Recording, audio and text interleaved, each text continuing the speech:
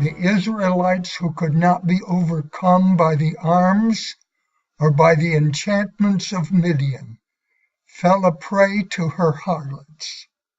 Such is the power that woman, enlisted in the service of Satan, has exerted to entrap and destroy souls. She hath cast down many wounded, yea, many strong men have been slain by her. Proverbs 7:26. It was thus that the children of Seth were reduced from their integrity, and the holy seed became corrupt. It was thus that Joseph was tempted.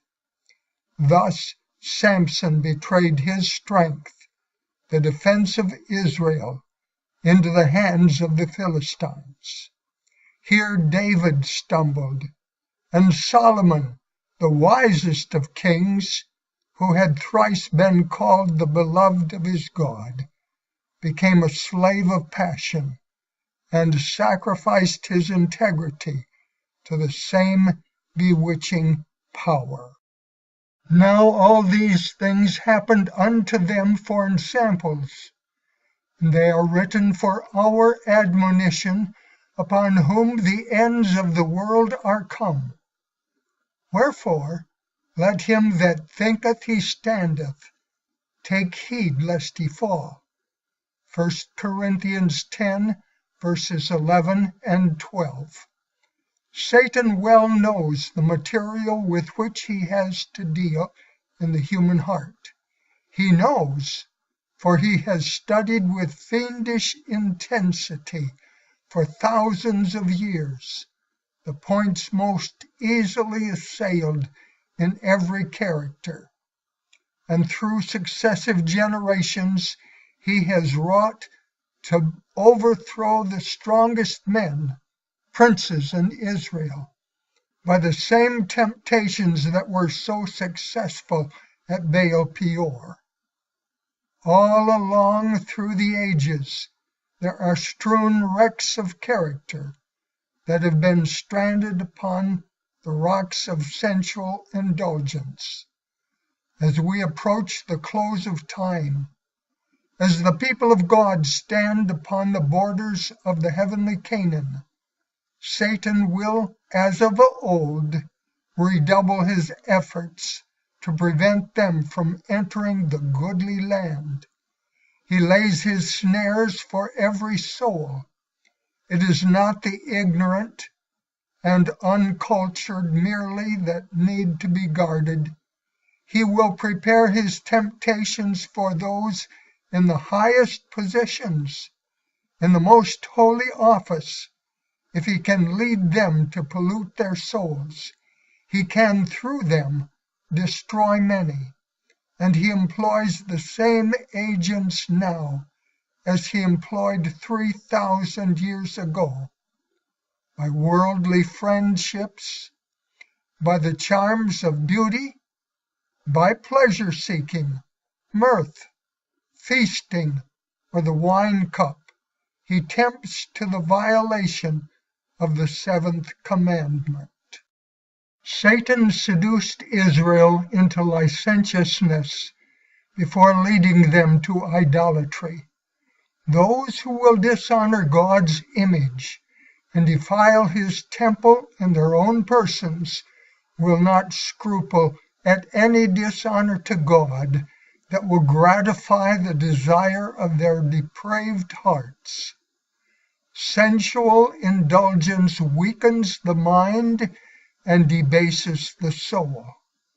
The moral and intellectual powers are benumbed and paralyzed by the gratification of the animal propensities, and it is impossible for the slave of passion to realize the sacred obligation of the law of God, to appreciate the atonement, or to place a right value upon the soul. Goodness, purity, and truth, reverence for God, and love for sacred things, all those holy affections and noble desires that link men with the heavenly world are consumed in the fires of lust.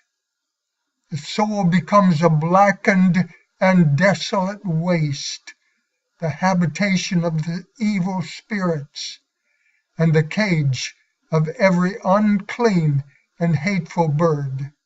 Revelation 18:2.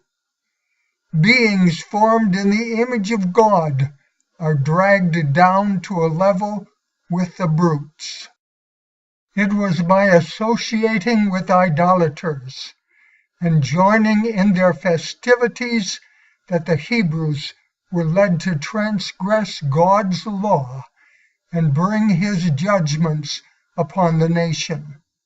So now it is by leading the followers of Christ to associate with the ungodly and unite in their amusements that Satan is most successful in alluring them into sin.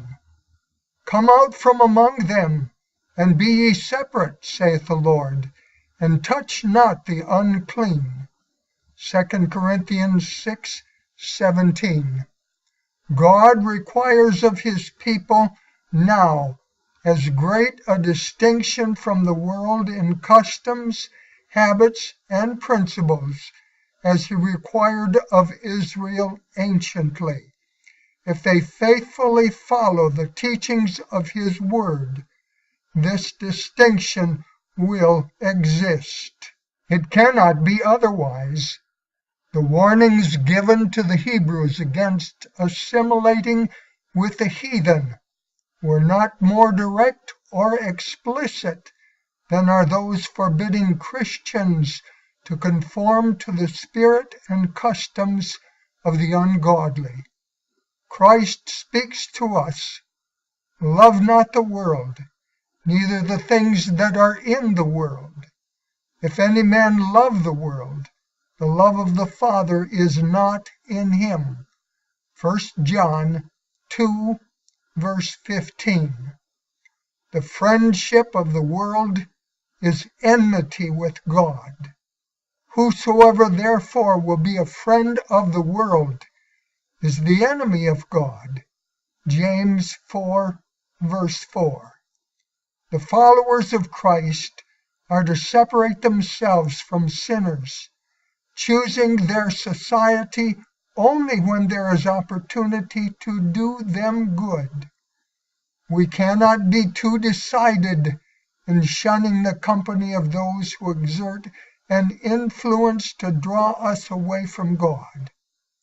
While we pray, "Lead us not into temptation," Matthew 6, verse 13, we are to shun temptation so far as possible.